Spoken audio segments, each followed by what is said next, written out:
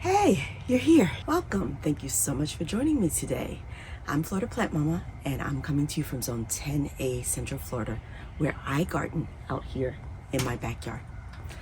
I was just moving the trees around on the patio a bit. They need to come out from behind the chair and get a little bit of sun when the temperatures warm up today. It's currently 56 degrees. I'm cold, can you tell? But it's gonna go up to a high of 79 today. So I figured cold snap is coming in another couple of days. I wanna at least give these trees a moment to get some sun. I wanna water them, and then they'll go back to their protected location. I want you to come in, have a seat, let's chat. We got so much to talk about. Let me just grab my coffee, get situated here, and we'll get right to today's video. Alrighty, I got my supplies and my references together, and I am ready. It's January, people. It's January. It is the first month of a brand new year. I am super duper excited, and I'm trying to ignore the fact that just beyond this screen enclosure, I've got a million fruit trees with brown tops, burnt leaves, some of them looking like they're not going to recover after these couple of cold freezes we've had here in Central Florida, and the one more that's coming in just about 4 days. Yeah, 4 days. It's supposed to be down in the low 30s again. So I'm trying to redirect my energy towards something positive instead of dwelling on what might. We won't say it, okay? Instead, we're going to focus on the positives of what January brings. January to me is giving rejuvenation, renewal, reinvention. The possibilities are endless. So, that putting aside, the negative can be turned into a positive.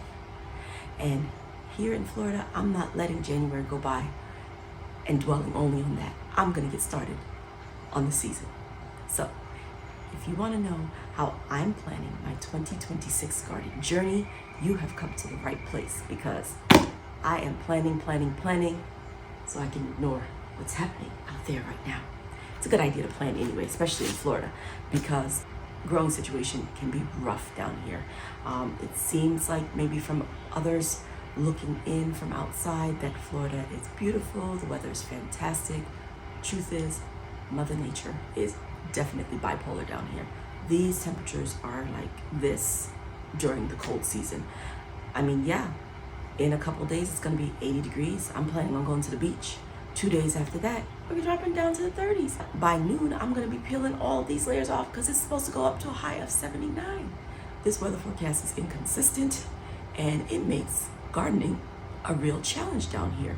And for all of those beginners or those that are new to Florida with experience, this is no joke. It's very difficult to figure out what to do when. And to compound that, you can grow down here all year round. That is so overwhelming, in my opinion. If you don't know where to start and you can do this all year round, it's like double dutch, You waiting for that perfect opportunity to jump in.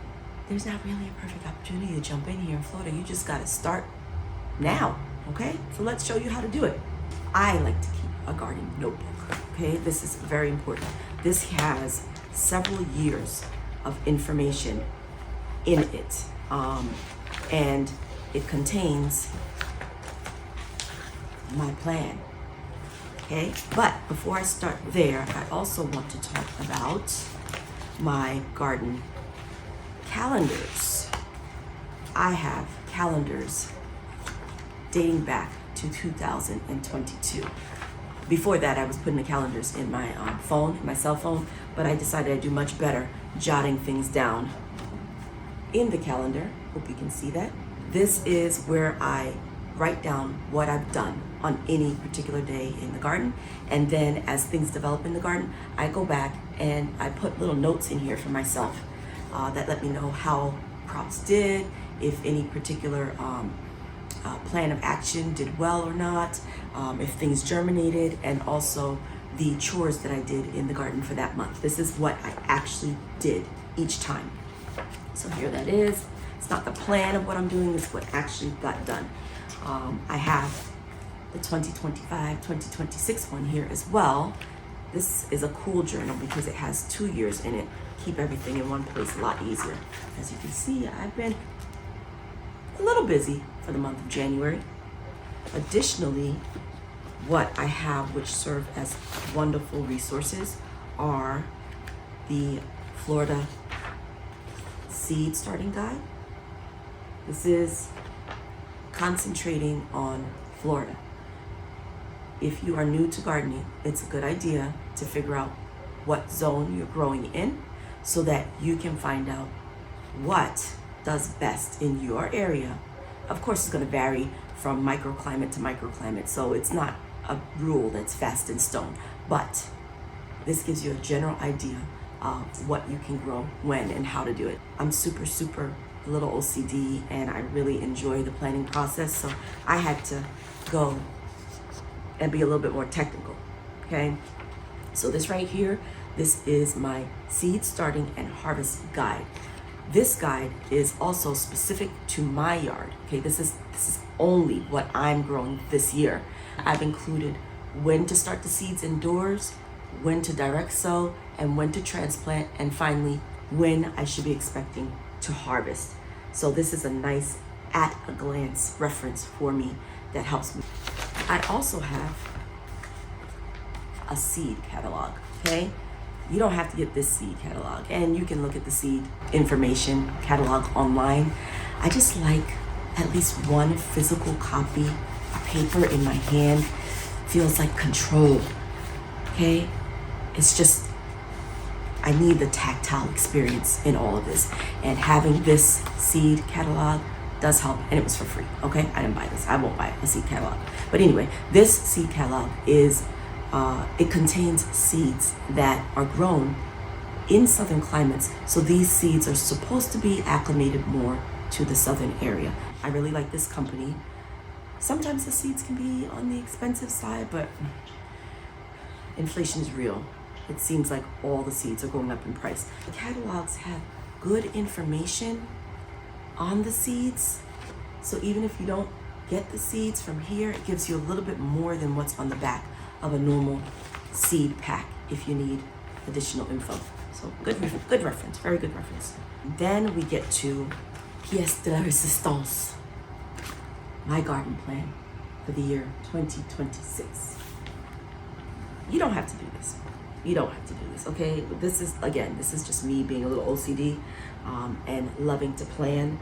I've got, I don't waste paper, so this was my failed fall plan. We just put a little X through there, cover that up with these sticky notes. Don't look at that, okay? You don't see that.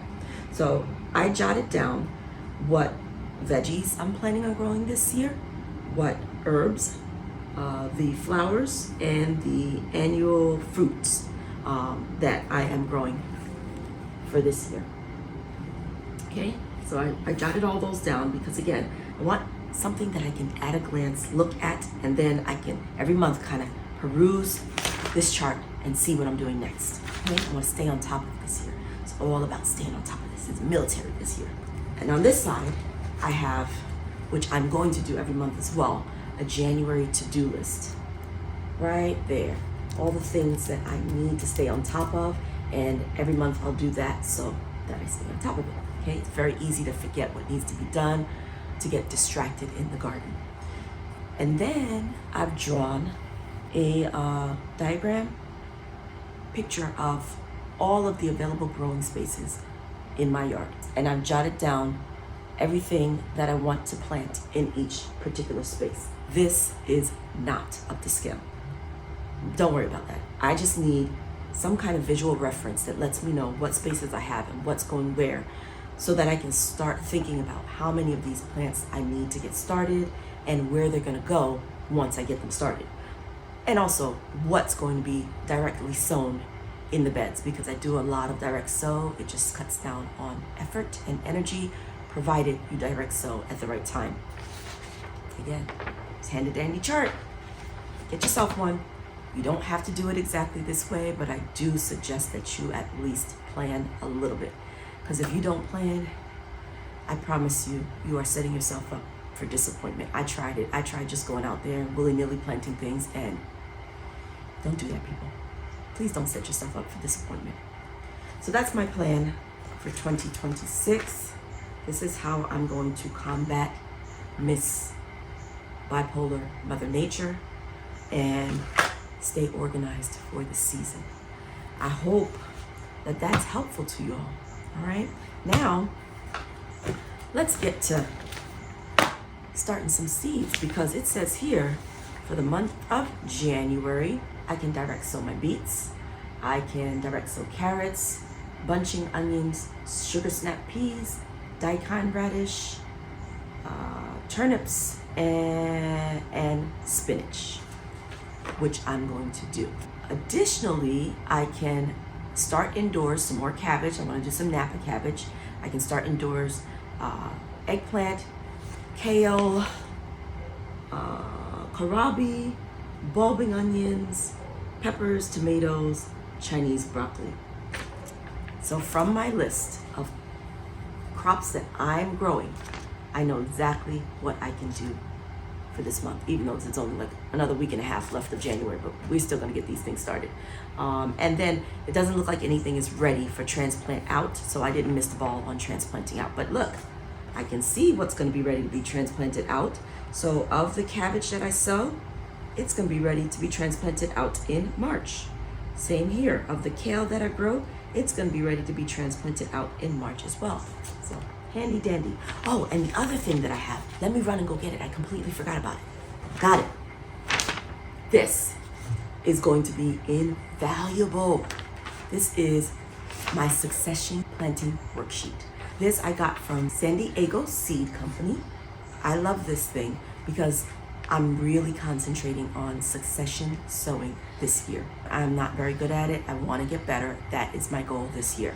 So this guide is nice because it also contains a good number of the things that I'm growing this season, and it lets me know how many days to maturity, and the succession intervals. That's really why I printed this out, because I want to know when to sow my next round so that they'll be mature and ready to grow, or actually already growing by the time one other crop is finished.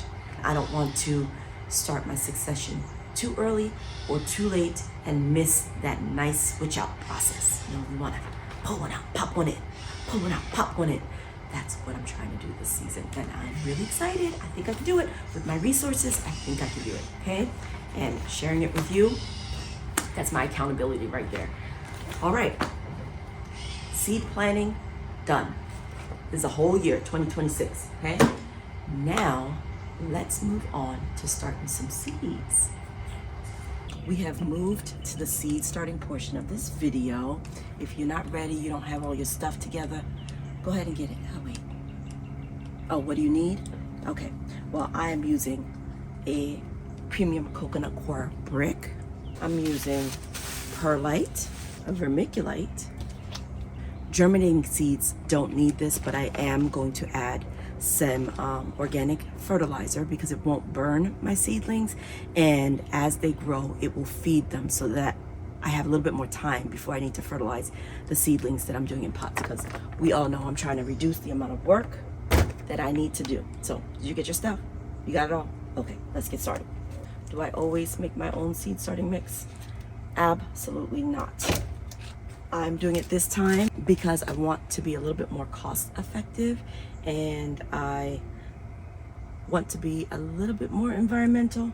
These do still have a carbon footprint, but it's not as bad as the destruction caused by using peat moss, because peat moss is not a renewable resource. We're already running low on our supplies, so it's a good time to start using alternatives so that we don't, you know, destroy our environment, that we don't deplete our environment. You get one little brick here and you put it in and you add some water. It's better to add warm water,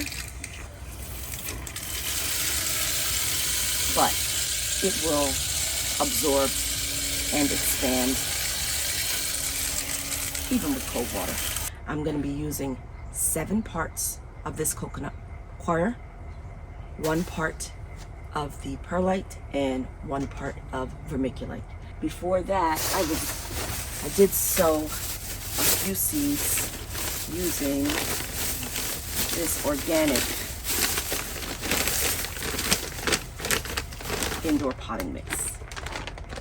Yeah, I did it. I used the indoor potting mix. You can do this. I have done this. I've even used it, the garden mix, like for, you know, the garden beds. I've even used that and sifted it for my seedlings.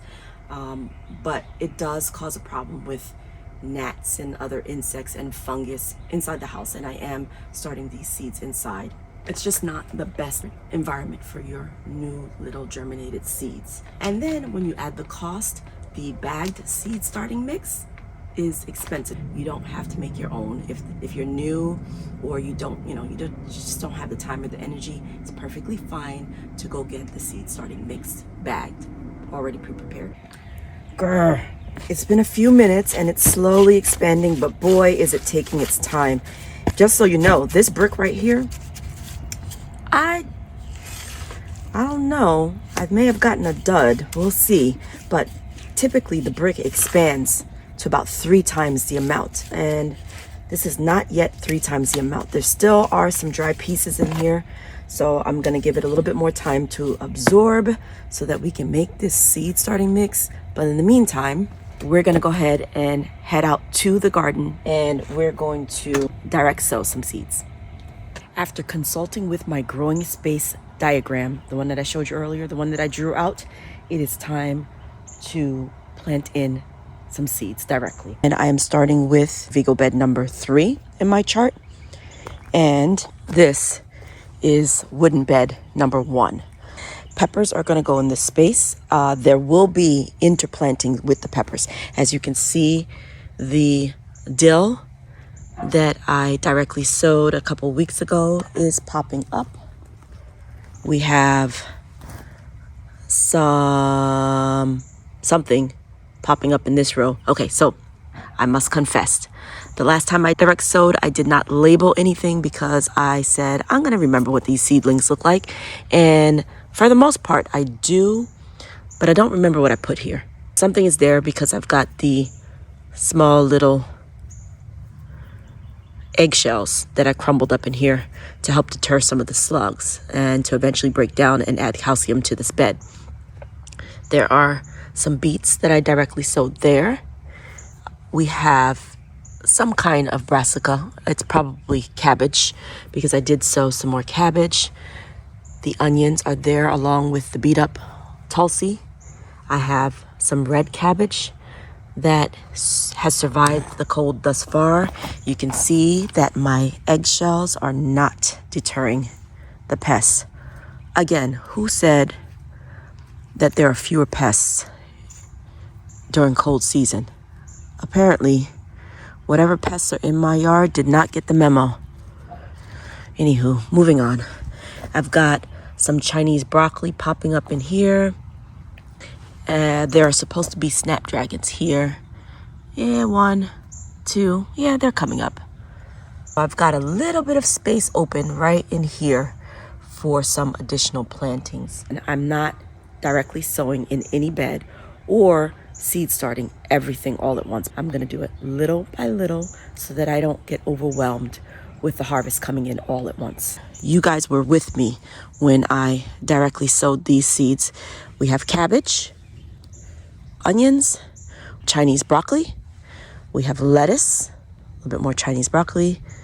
And like I said, onions. Oh, look what's happening here. This is a situation that typically only happens in the seed trays, but can happen also in your yard. This plant is going to die because, see there? I hope you can see that. The stem is thinning and it looks like it's damping off.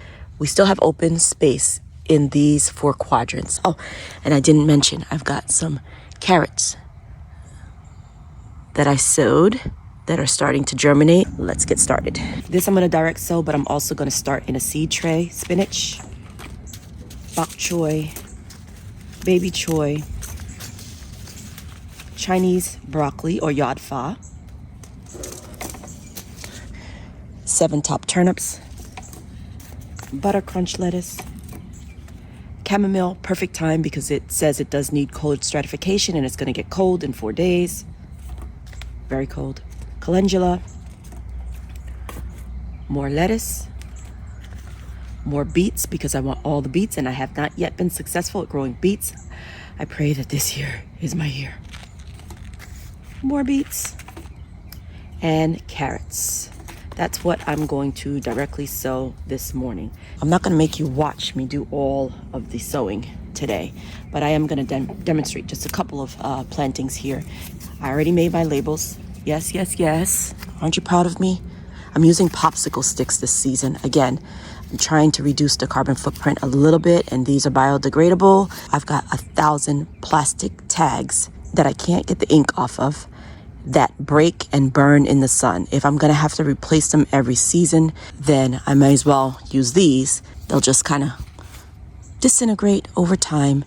And once the stuff is up and growing, I mean, I know what it is, but once I see the leaves, the true leaves, this is just kind of to let me know where I've planted something so that I don't overplant something else.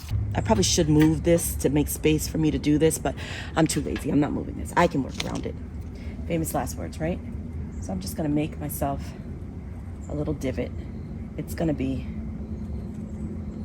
a row of spinach. I tend to work kind of in rows. We'll make it a couple of rows of spinach. And hopefully I can get a cut and come again type thing going on here. Spinach seeds. This is Bloomsdale long-standing spinach. I'm just gonna plant a couple of seeds every so often. Alrighty, got those spinach in. Already got the tag in there, so I'm happy about that. I'm gonna cover those over. You wanna make sure that you pay attention to how deep you plant these things, because planting your seeds too shallow and planting them too deep are both deterrents to good germination. Pat that down so there's nice contact of the seed with the soil. And let's get to the calendula. So calendula, I'm just popping in a couple of seeds around these to be peppers. I'm hopeful gardener. They will be peppers. They will be healthy, large peppers. I'm speaking it into existence.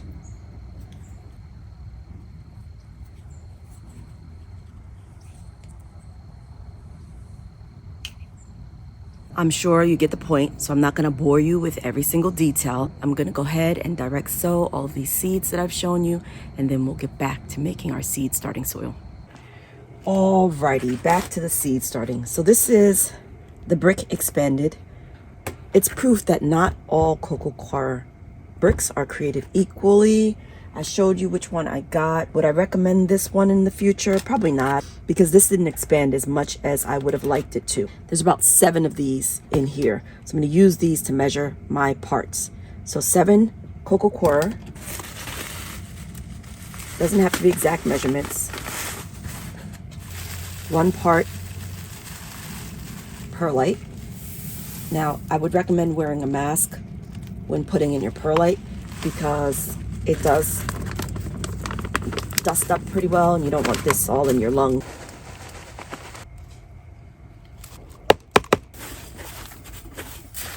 I'm just gonna add a couple of handfuls of this stuff.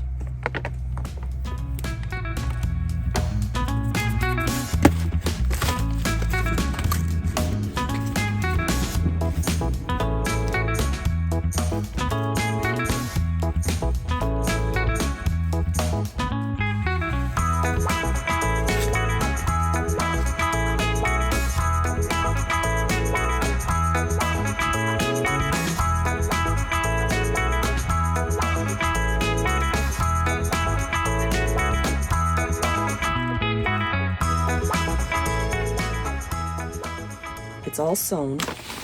I don't typically cover with perlite. but I'm gonna try it this year. Chamomile, we'll leave that uncovered. It needs light to germinate. I'll just kind of press the seed in a little.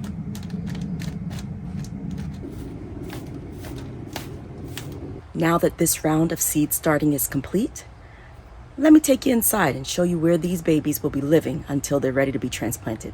This is the indoor seed starting station. Greenhouse. Guess we can call it a greenhouse station. And here are my seeds.